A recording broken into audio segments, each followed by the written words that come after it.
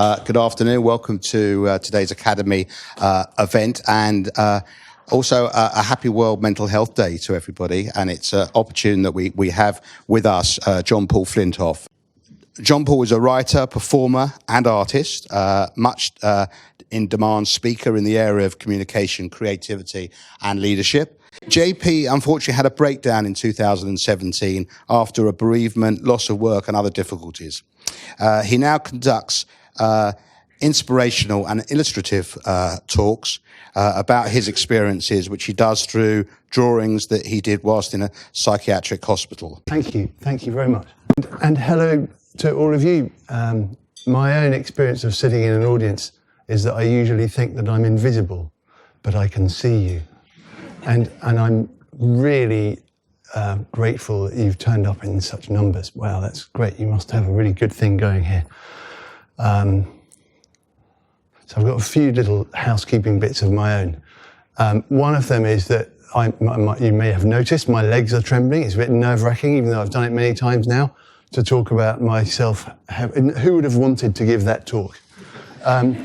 Also, the consequences of talking about this honestly and openly mean that I have to talk about people who really are important to me because they're affected too. And so I ask you most sincerely from the bottom of my heart to respect the privacy of everyone else that I mention. And, you know, by all means, say whatever you like about me to each other or outside or anything, but please, not even to each other, talk about anyone else. Is that okay?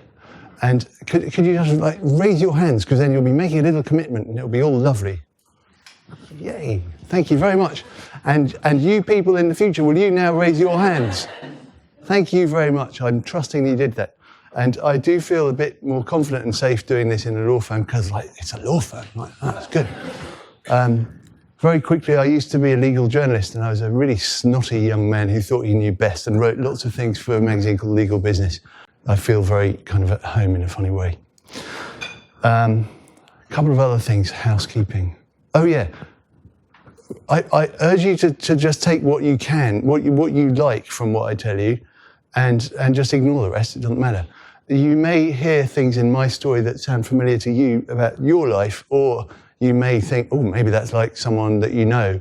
And that's great, that's wonderful. So just take whatever you want. And I'm going to talk about myself. And I add to what you said earlier about questions. I'm really happy, I have learned a lot about boundaries now. I'm really happy to be asked any question. And if I don't want to answer, I'll just very nicely say, I don't think I can answer that one. But so far, no one's asked me a question I wasn't willing to answer. So do be prepared to ask. And if it's something you don't want to ask in front of everyone, I'm quite easy to find. I've got an unusual name. You can email me or come up to me afterwards because I won't rush off. Is that understood? Okay. I was, over the last few years, I was getting very, very thoughtful. I now know psychologists call it ruminating. I was just constantly like mind racing and having all sorts of different thoughts and none of them quite settling in the right place and like, what's going on? And it was partly because of a sequence of things that had happened to me.